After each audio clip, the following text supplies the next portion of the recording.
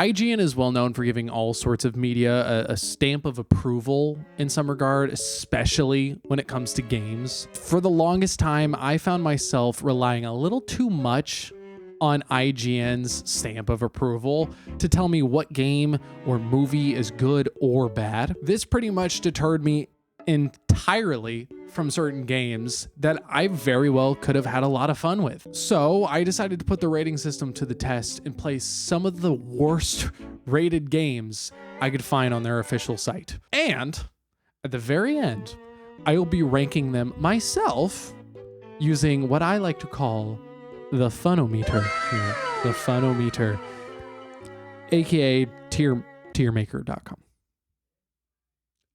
I know a lot of this is still a work in progress. Now, the first game that I wanted to play, and this was just kind of stood out to me, was Star Wars: The Force Unleashed 2 DS edition. Now, I'm sure many of you watching this have played a Force Unleashed game, or at least heard of it, especially given that the game has sold over 1.5 million copies in just the first week back in 2008. Feel old yet, huh? But to my surprise, both the first and the second were released on the DS as well. And given that the second got a 4 out of 10 by IGN, I can kind of see why I've never heard of it. The game starts like most games with a training scene. Begin the training exercise. Yes, having this glorified badass trained by this certified badass might make it seem like you're gonna learn how to kick some serious ass. But I spent most of the time just flicking the screen in random directions to gently kick said ass. The combat is used with the stylus. Now, if you couldn't tell with my cursor getting in the way of the screen, I'm not playing this on an actual DS. But I did my best to harness the whimsy an 8-year-old me once had. Having to tap on the separate abilities at the top right of the screen, then having to flick the cursor in the specific way catered to the ability, it's too much for my wee little brain. I just want to mash the A button and call it a day. Though the controls are overly convoluted, the story is without a doubt amazing. It translates fairly well to the DS. I mean, they used slideshows for a majority of what they're trying to convey. But at the same time, it kind of just works on a DS. If you've ever played a DS game, you don't set your expectations very high. I think the restrictions of the DS have always caused developers to kind of shave down significant aspects of the game that otherwise would soar on full-blown consoles. Like I said, the Wii. And I really can't blame this game for falling victim to the same treatment. After about an hour of playing, I soon realized that I was practically invincible.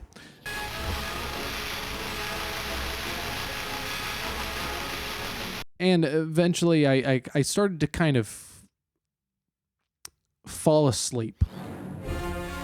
I don't know about you, but I'm falling asleep. So with that, I figured it would be good to just move on to the next game. The next game didn't work. I did everything I could. I bought this game, at a completely legal price. And unfortunately, it just wouldn't work. Everything I did, I spent about an hour trying to get this game to work. And it looked like a lot of fun. Raven's Cry was the game, by the way, if you couldn't tell. But it just wouldn't work. So we're going to move on. So the next game we played is called Waking. This was a very interesting experience. From what I gathered in the process of finding this game, this was supposed to pretty much be a laid-back, meditative action adventure, which sounds pretty nice, right? Then you remember what this video is really about. And with this game achieving a solid 2 out of 10 from IGN, it fits right in. It starts with a strong warning that there are heavy themes of depression and other mental disorders that get brought up. So fair warning to you. You can absolutely skip to this timestamp here if that sounds like something that might make you a little uncomfortable. So please, I implore you, just follow this timestamp here. I'll even leave the timestamp in the description, so you can just click on it and get right to it. The general premise of the game is that you are caught in a coma, basically on the verge of death, and you are to explore the different emotions and feelings that come along with that in this dream state our main character is placed in. Oh, it's my shriveled little body. I immediately thought it was a really cool concept and had some pretty fun visuals to accompany it. I mean, like, look at this. Unfortunately, that didn't last very long, given I had very little expectations for what I was getting myself into. Having to answer uncomfortable and personal questions apparently isn't for everybody. And Gandhi, which I'm pretty sure I spelt incorrectly at the time, was no exception. After meeting some strange characters who wanted to know a little bit too much about me, it started to dawn on me what I was really getting myself into. Yes, I enjoyed the concept, and yes, I enjoyed the art direction, but my God, throw an L into this shit and call it walking, because that's all you fucking did. The only things that really piqued my interest in this game were the occasional enemies that I would throw garbage at. I gotta throw trash at him! Or the random statues that would tell me how depressed I am. The combat was lacking, to say the least, and also I still have no idea why throwing garbage was the primary means of attack. And where the hell did all this garbage come from? I just hope that somebody pulls the plug on this game as fast as I ran from this game. Next up is Testament with a solid 2 out of 10. That's bad. That's bad. Boy, how do I explain this game? Think of a game like Warhammer Vermintide, but it's sold at the dollar store. The vibes are all there, but there was always something off. How can you stand before Oh yeah, the shitty ass dialogue. The moment you load into the game, you are met with this cool ass looking tree guy, but then he talks. What a mess. Now, I didn't let that deter me right off the bat, because that would be unfair. I thought that the tree man deserved a little bit of grace, especially because he looks so goddamn cool. Shortly after, we are to escape the cool tree guy. Then we are introduced to our main character, though with more terrible voice acting. How did I fall to this state? The king of hot humans. And for whatever reason, the man wants to keep telling you exactly what's in front of you over and over again. A hunting bow. Yeah. Along with all of the clearly obvious observations, I was continuously force-fed bits of lore by the one and only voice actor himself. Can we get a round of applause for this voice acting? Thank you. No, stop. It's okay. No, it's okay. Hold it. This orb is the key to the 3 chambers. You The said that sacred already. oath forbids us to set foot in the 3 chambers of light. On my coronation day, the last king gave me the orb of Lyra. He said, the oath is no more if Tessara falls to darkness. Do you see what I mean? Now, I know it sounds like I'm just shitting on the game. After all, it's in this video for a reason. I actually had a decent amount of fun playing it. The world you are placed in seems to have a lot going for it, and I think if the delivery of the lore was done a little bit more creatively, I would have definitely been more intrigued to learn about it. The combat wasn't half bad. I mean, the sword fighting was a lot of fun, and using the bow was actually really satisfying. The only thing that I had a gripe with was the weird lighting-esque ability. I don't really know what it is, to be honest. I think they call it like the spirit force, which is super creative. I honestly just kind of felt like a limp dick Emperor Palpatine trying to use this ability. Like, I mean, like, what is this? Lastly, just get rid of these boring ass puzzle rooms. I understand what you were trying to go for in all of this, but I just go away. Just make it stop. Now, I hope you're feeling the holiday cheer, because next up is Rudolph the Red-Nosed Reindeer on nothing else but the Wii. That's right.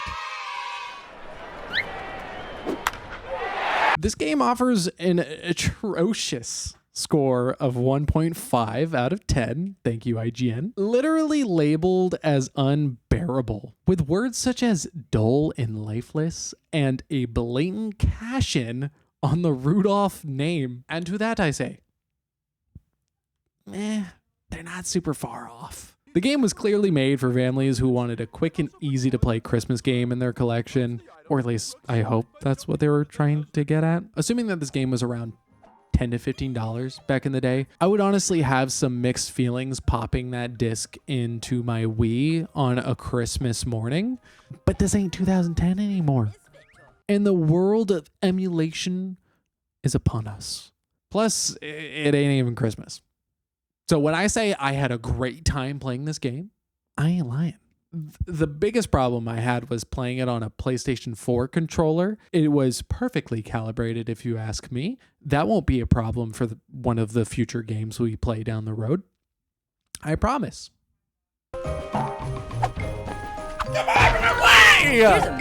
I mean, look at that face.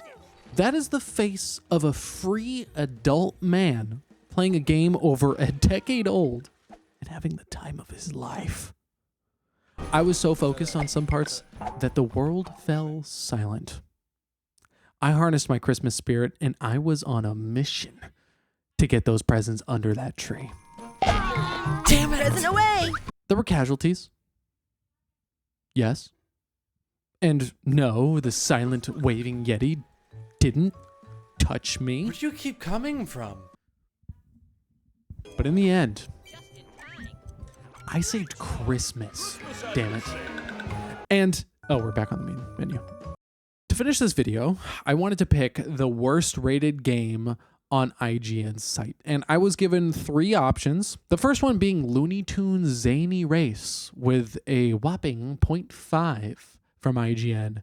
And I was really excited to get into this, but unfortunately, it was only released for random Sprint phone users back in the day. And I tried everything. I thought maybe, hell, there could be some sort of hardware emulation. Nope. So the second option happened to be a game called Extreme Paintball. A promising looking game, something that I thought I could potentially just download a ROM for. Or hell, maybe there could have been a standalone game. But no luck. Apparently you can only run it on Windows XP hardware and not an emulator. So we had to move on to the third and final option. The final option was a game called Action Girls Racing. It was released back on the day on the Wii, and it had a wonderful rating of 0.8 out of 10. Do you know how bad the game has to be to get a 0.8? Now, I do have to mention, back when I placed a little bit of foreshadowing with the PlayStation 4 controller, this game didn't really want to take the perfectly calibrated controller that I gave it. So I may have struggled a little bit.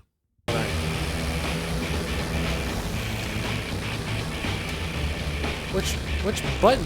Now, you might be thinking, me using a PlayStation 4 controller could very well lead to an inaccurate experience.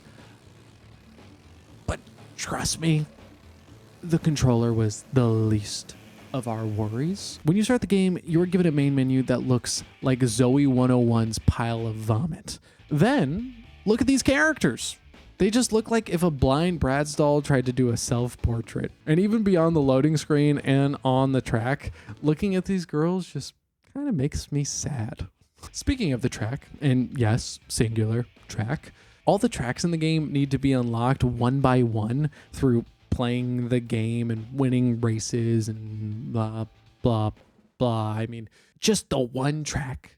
Couldn't you have given us maybe, I would have been fine with 2, but you gave us this crappy like Fantasyland thing, and I just, again, I'm just sad.